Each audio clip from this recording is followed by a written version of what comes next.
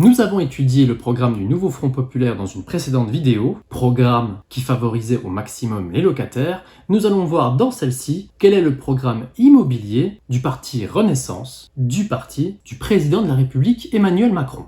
Petit appel à certains d'entre vous qui ont des informations par rapport au programme du Rassemblement National. Je suis absolument désolé de n'avoir absolument rien trouvé sur leur site. Si certains parmi vous ont des informations sur leur programme qui n'est pas biaisé par un média ou par un journaliste quelconque, je suis preneur en commentaire. Revenons à nos moutons. En page 5 du programme de Renaissance, nous avons un beau titre, Ensemble pour l'accès au logement. 3 points sont détaillés dans ce programme pour les législatives 2024 et on va vite s'apercevoir que ce sont les primo-accédants et les étudiants qui sont ciblés. Trop de jeunes, trop de Français qui travaillent accèdent encore difficilement au logement. Vous m'étonnez. Pour aider les Français qui travaillent ou étudient à se loger, nous étendrons la garantie de loyer pour faciliter la location tout en rassurant les propriétaires. Elle s'inspirera de la garantie Visale qui bénéficie déjà à 1 million de jeunes. Donc, on a ici une proposition qui s'inspire beaucoup de ce que le Nouveau Front Populaire peut également proposer, c'est-à-dire de garantir les loyers par l'État aux propriétaires pour les fameux locataires qui ont du mal à trouver un logement. Le problème, c'est que pour la plupart de ces propriétaires, c'est pas forcément l'insolvabilité qui fait peur, mais c'est bel et bien la fiscalité. Et je tiens quand même à le rappeler, en 2017, l'une des premières mesures qu'a pris notre président, c'est bel et bien d'augmenter la CSG-CRDS qui était à 15,5 et qui est passée à 17,2. À partir de là, sur le monde de l'immobilier, le ton était donné. Mais il est vrai qu'une garantie de loyer impayé étatique a un effet quand même aux yeux des propriétaires. Cette garantie est donc proposée pour les jeunes travailleurs ou pour les étudiants. Bref, le dispositif Visale s'élargirait. Cette mesure a donc pour but de fluidifier l'accès au logement, notamment pour les étudiants. Le seul problème que l'on a avec cette mesure, c'est que ça ne répond pas au problème majeur qui est bel et bien la quantité de logements disponibles, notamment dans les zones très tendues, dans les zones étudiantes et dans les gros bassins d'emploi.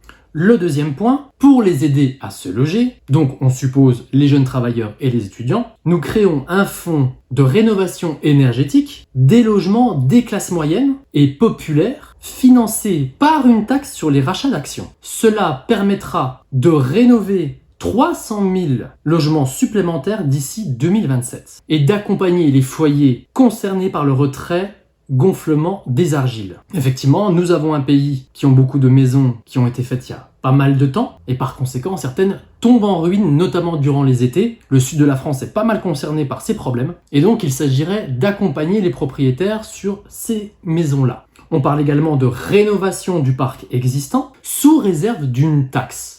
Donc, ce qui est ciblé, c'est bel et bien les grosses entreprises qui ont une tendance à racheter leurs actions. Ce rachat serait donc sanctionné d'une taxe pour pouvoir rénover 300 000 logements d'ici 2027.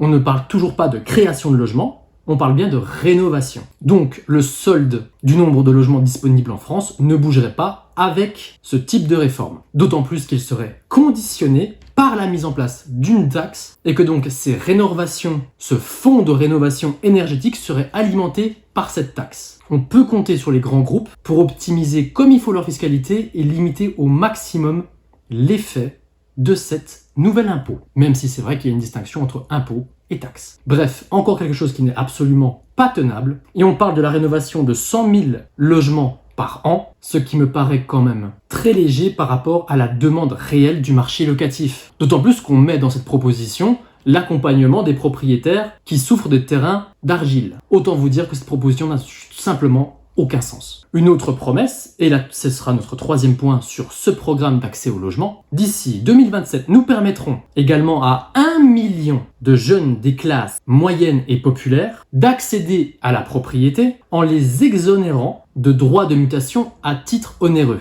On parle bel et bien des frais de notaire pour l'achat d'un logement jusqu'à 250 000 euros. Pour rappel, les frais de notaire représentent environ 8% d'une acquisition et donc les primo-accédants, si j'ai bien compris, verraient leur pouvoir d'achat immobilier augmenter de 8% dans la limite de 250 000 euros. On va simplement faire un tout petit calcul ensemble. Si on lève 200 000 euros sur 20 ans, aujourd'hui avec des taux à 4%, on a des mensualités qui vont avoisiner les 1 300 euros. Sachant qu'on a un HCSF qui limite à 35% le taux d'endettement, on est d'accord que ce jeune qui veut devenir propriétaire sur un bien à 200 000 euros, et honnêtement, un bien sur 200 000 euros dans une grande ville française, vous n'achetez pas forcément grand-chose, eh bien, il faudrait qu'il gagne presque 4 000 euros nets par mois. Bref, cette résolution ne touche donc pas les jeunes qui habitent dans les grandes villes. Mais effectivement, dans les villes moyennes ou dans les plus petites, ça peut vraiment redonner de la liquidité au marché immobilier. Cela étant dit, on aurait pu aussi revenir sur le HCSF et pour retransférer la responsabilité d'un prêt aux banques commerciales et non plus justement à la Banque de France